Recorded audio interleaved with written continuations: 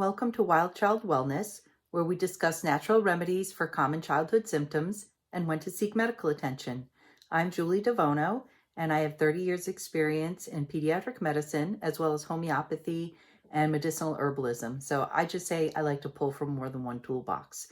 This video today is not a substitute for medical advice from a trusted medical provider. And today we're going to discuss diaper rash. This is actually a part 2 of another video that I did on diaper rash. The part 1 video goes over how to discern what kind of diaper rash you're dealing with, what the cause may be, and that's what's going to help direct your treatment. So if you haven't seen that video first, you may want to check that out. That would be helpful for your understanding of this video. In today's video, we're going to talk about treatment for the different types of causes of those diaper rashes. And of course, with a perspective on natural remedies being the preferred first choice. And we'll touch on when you should maybe seek medical attention from your provider. So last time, just to summarize a little bit, we talked about how there's 3 different general causes of diaper rash.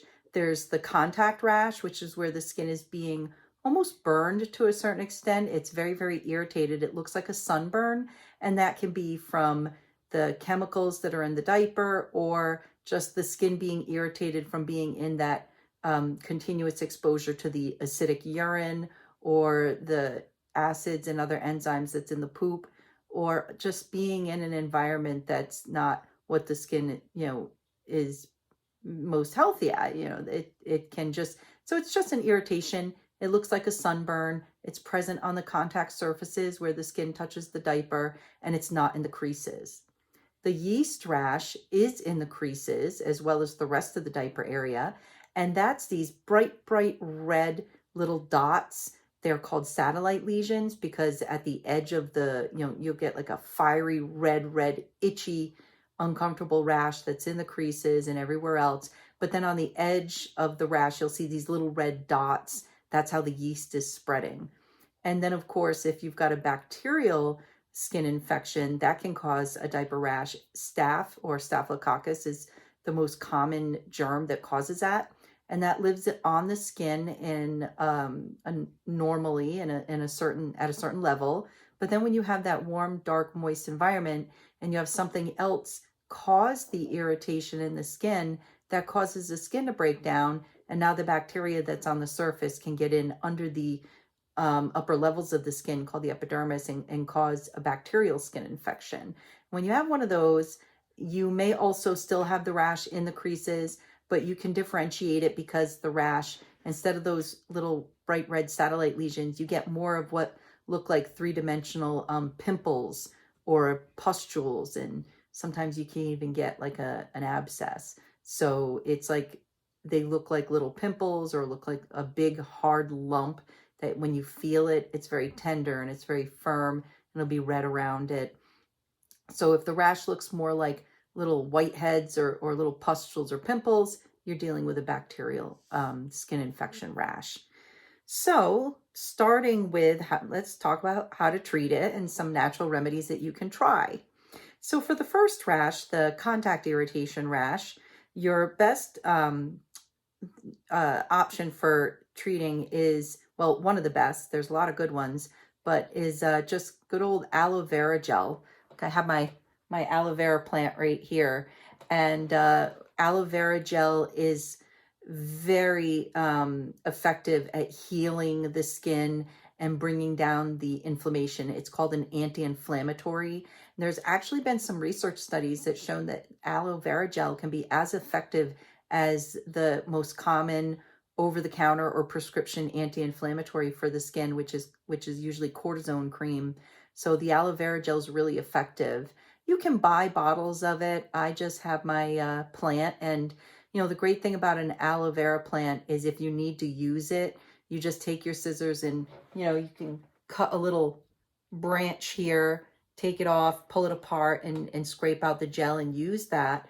But what's great about that is after you do that, in fact, I had a sunburn last week because it was a cold, windy day, but it was really sunny. And as you can see, my complexion is very prone to sunburn. but you know, when you cut a piece of the plant off, it heals itself. It creates almost like a scab. So you're not killing the plant by cutting the pieces off. They just heal right back up and then they keep growing. So it's good to have for that. So what I would recommend is you take the aloe vera gel and you apply it to the area of the skin that's red, and you do that with every diaper change as often as possible. And that'll really help heal it up quickly. And of course, you know, if it's not getting better after a couple of days, you may need something stronger, but it's a really good treatment option to start with. And then there's also another really great natural herbal anti-inflammatory plant called calendula. Some people call it calendula, you know, tomato. I like calendula. It sounds more scientific. But calendula is made out of a specific type of marigold plant. So they look like marigolds, but they're different than your common garden variety marigolds. I used to think those regular garden variety marigolds were the same plant, but they're not. The calendula looks like them and is related to them, but it's a specific type of marigold that you'd want to use. And you can either chop up the blossoms and put them in a mason jar with some sweet almond oil or some kind of neutral oil, and just leave it in the sun. And when the oil turns really dark orange and you can really tell it's got an orange color to it, you've extracted all of the powerful properties from the plant, and you can use that on the skin. Now, for a lot of people, it's just easier to buy calendula ointment. They also make a cream. They may make sprays, they may make other things. But if you're dealing with a diaper rash, and this goes with anything, you really want a good, heavy barrier ointment. So Boron makes a really good calendula ointment that I've used throughout, you know, the years, and it's very effective, and it's sometimes easier to just buy it already made. That's a really good quality product, and it works really well. And again, like I've said in other videos, I don't get any kind of financial compensation for the products that I recommend. These are just recommendations, are purely based on my own personal and professional experience. So you can take that for what it's worth. I guess not much, unless I was taking kickbacks from a company, then it might be worth more, but I'm not.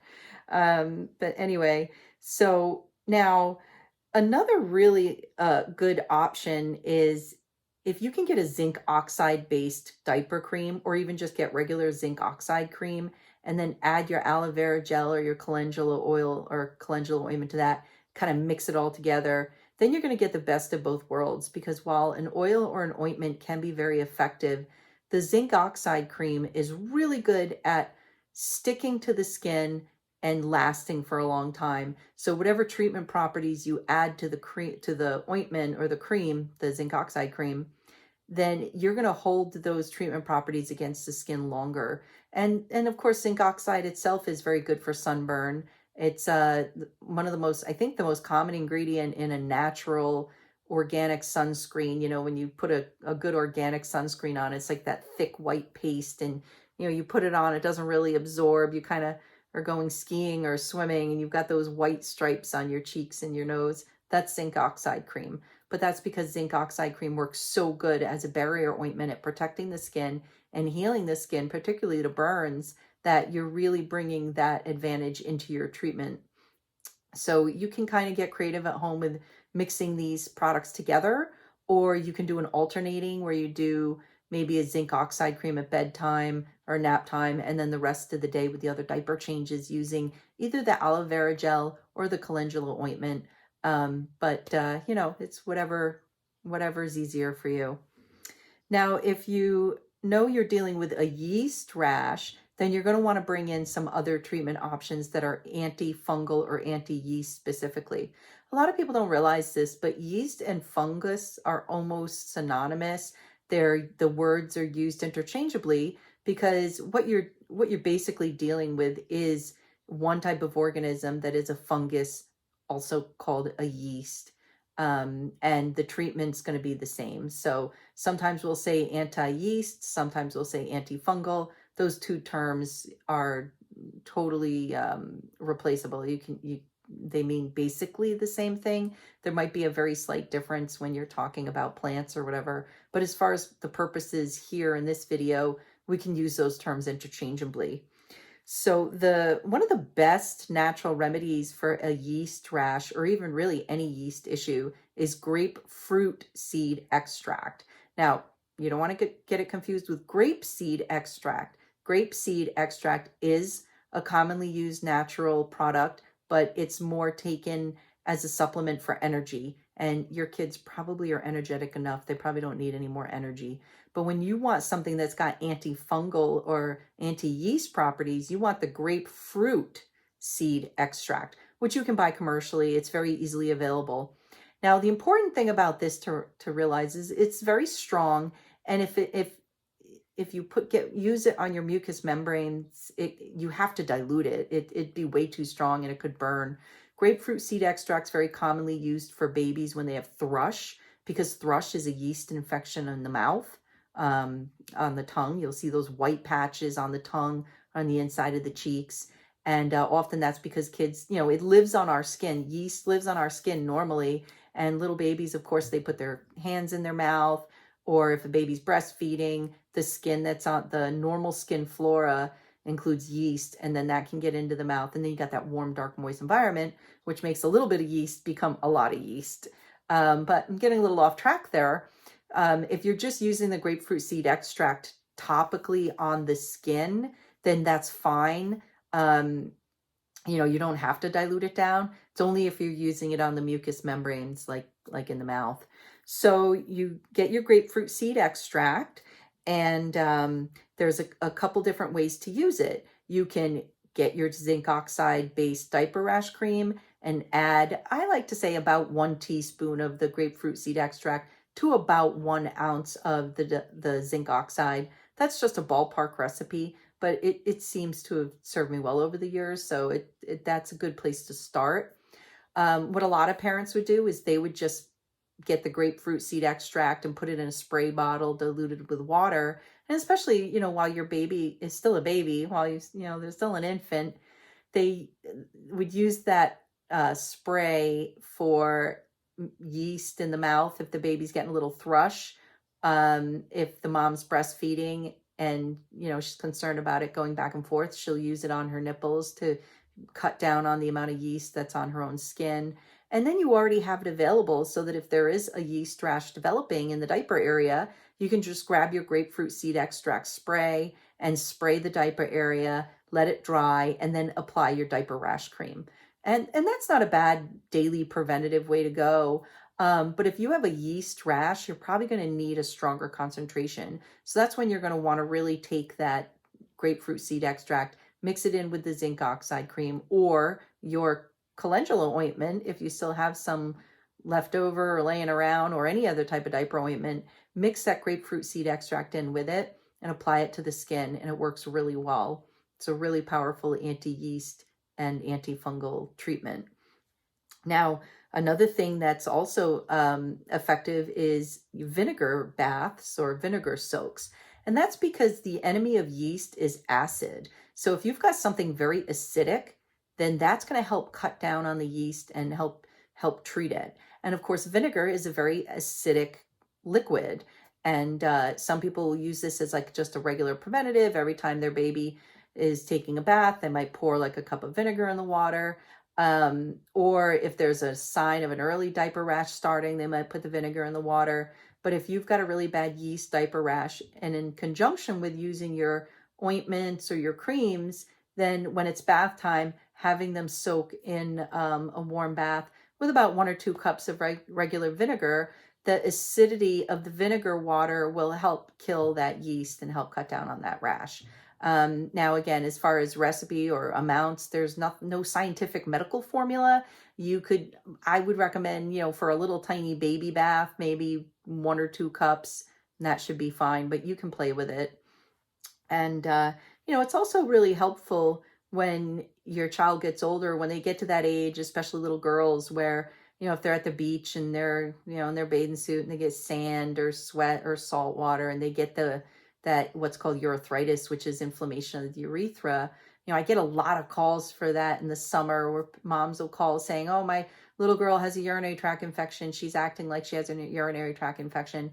They don't have fever. It's usually just inflammation from the way that they're not very gentle on that part of their body when they're that age. So they can get inflamed. That same old vinegar bath will work great for that too. So I know that's not the topic of this video, but consider it a little bonus Easter egg or a little bonus extra tip.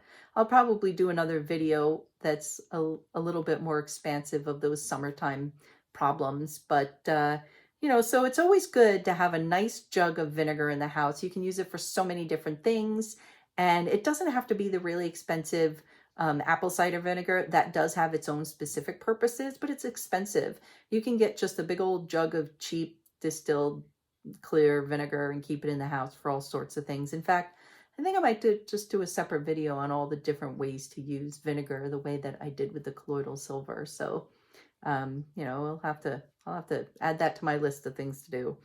Anyway, so you've got the vinegar and that, and then we talked about the grapefruit seed extract, and those are really your two biggest, most effective products for that. Now, there are many other antifungal or anti-yeast natural remedies out there, like rosemary and lavender, but sometimes those oils, like even like eucalyptus or tea tree oil, those are really great antifungal, anti-yeast products, but they're also very irritating. So when you're dealing with a diaper rash, you don't want something that is going to burn or be too uncomfortable if it gets in some, delicate parts.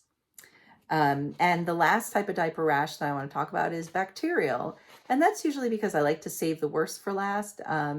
Bacterial skin infections in the diaper area can become very severe.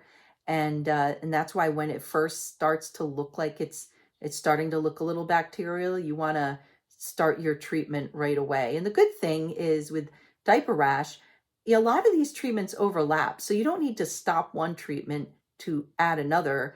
And a lot of times diaper rashes are a mix of fungus, yeast, irritation, and bacteria. So you sometimes have to take a multi-pronged attack plan to this. So, if you've been using a diaper rash cream that you made that's got the grapefruit seed extract in it for the fungus or the yeast, and you added in maybe some calendula ointment or aloe vera for the inflammation or the burning, and now it starts to look a little bacterial, you can just add the next step of treatment into your mix already. You don't need to stop one to start the other. But just so you know what you're dealing with, I do want to reiterate that. So a bacterial diaper rash, it's bacterial when it starts to look like little pimples start popping up on the skin, little whiteheads, little pustules. Anybody who's got a teenager with acne knows what I'm talking about. And it doesn't look that different. It's like acne of the diaper area, I guess. So you see all these little whiteheads and these little pimples and these little pustules. That's when you're dealing with bacteria. Sometimes you'll even get little like clear-filled blisters. That's also a sign that it's bacterial. And where it can be at the most severe is if you get one of those little breaks in the skin that becomes a little pimple or a little pustule, and then it gets more infected and it actually becomes an abscess. And that very often needs medical attention. It may need to be drained. It may need to be treated with stronger prescription antibiotics. And the way that you're dealing with an abscess is if you'll see almost like a dark red round area, almost looks a little purple or a little maroonish. And when you press on it, it feels like you can feel it's round. It's often very hard, and very often it's very tender. So if you've been monitoring a diaper rash for a couple of days and then one day you see one really big red hard spot and you press on it and your child reacts in a way that it's painful, then you may be dealing with an abscess and that would need medical attention. Now, if you haven't reached that point yet and you're starting to just see these little pimply pustules popping up in the diaper area, then you can use some good bacteriostatic ingredients to help fight that. Bacteriostatic is the term we use in natural medicine or natural remedies. I tend to avoid the term antibacterial because although it's appropriate and accurate, it sometimes can lead to confusion between antibiotics antibiotic treatments. So I like to use bacteriostatic. And what that means is it stops the bacteria, as opposed to bacteriophilic, which is Latin for likes bacteria, or bacteria likes it. So if something's bacteriophilic, it actually feeds the bacteria and makes the bacteria grow. If something's bacteriostatic, it's stopping the bacteria in its tracks so that the area can clear up and heal. And, of course, I have a whole nother video done just on colloidal silver. So you all know how I feel about colloidal silver being my go-to bacteriostatic or antibacterial power product. Colloidal silver is a great antibacterial or bacteriostatic product. It kills bacteria. It's great for a lot of different purposes for that. And it would work great if you're dealing with a bacterial diaper rash. And, because when you buy colloidal silver, it's often just it's like a bottle of liquid. You're not going to really find it easily in other forms, but that's okay, because you get your jug of colloidal silver and it's this liquid, and you pour it in a spray bottle, and with every diaper change, you spray that diaper area with the colloidal silver, let it air dry, maybe do a couple spritz and dry sessions, and that works really good at treating the bacterial rash. And then of course, if you've been doing that, and some people use it preventatively, like even if there's no rash, they'll say, well, it's been a long day and your butt looks a little funky. Let's spray some colloidal silver on there and cut down on the bacteria count. If it gets a little worse than that and you need to take the next step, Manuka honey is also a very powerful antibacterial product. And what's nice about it is the honey, it is nature made to be like an ointment. So you can just buy a jar of Manuka honey at a natural remedy store, and you can use a tongue depressor or a popsicle stick or even your finger, and you can smear it on the area of the diaper rash. And now regular honey does have some antibacterial properties. So if you don't have Manuka honey, you can use another honey. Like, I have my good little honey bear here. This is not Manuka honey, this is wildflower honey, but Manuka honey is very expensive. Well, but it may be pricey, but it's worth it. And you can get a tiny little jar, and I keep mine in the medicine cabinet to try to send a message to my family that this is not honey that you're just going to use in your tea. This is for medical purposes, not because it's going to be bad for you if you accidentally use Manuka honey and you eat it. It's just honey. It's not going to hurt you, but it's kind of wasting it because it's very expensive. And the reason it's very expensive is because it's honey that's produced from bees that feed on eucalyptus plants. So the most common place you're going to find that is from Australia and New Zealand. Most Manuka honeys come from there, and they're expensive because there's a lot of effort going into producing it and collecting it, but it's worth every penny. So it may not be cheap, but it's worth every penny, like a lot of things in life. They actually did a research study where they compared Manuka honey against antibacterial antibiotic ointments, and the Manuka honey was extremely effective, on par with those antibiotic ointments. So it's always nice to know when there's a product that's got some research behind it. And in fact, before the advent of modern antibiotics, honey was very as well as silver. Back then they called it sovereign silver, but those were the two primary treatment options for a lot of battlefield medics and physicians who were trying to treat skin infections and didn't have the advantage of modern antibiotics. So they do have a lot of history behind their usage, and they've got a good track record of being very effective.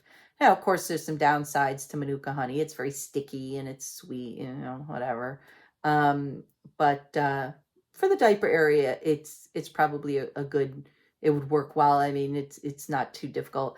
I have sometimes recommended it in the past for skin infections like impetigo, which is a very contagious, fast-spreading staph bacterial infection on the skin, on the face. Usually comes from the nose when you have cold or allergies, and then you rub that bacteria into your skin when you're blowing your nose, and then you get these little pimply things popping up. And in the past, I would often recommend Manuka honey for that. But the problem with kids is once they know they've got honey slathered all over their face, they're going to just start licking it and touching it. So sometimes it's not a great option for compliance, but for a diaper rash, I can't see any reason why that would be a problem because you're just covering it up with the diaper anyway. And of course, like with all things, if things are not getting better after about 2 or 3 days, and especially if they're getting worse instead of getting better, then you would want to seek medical attention.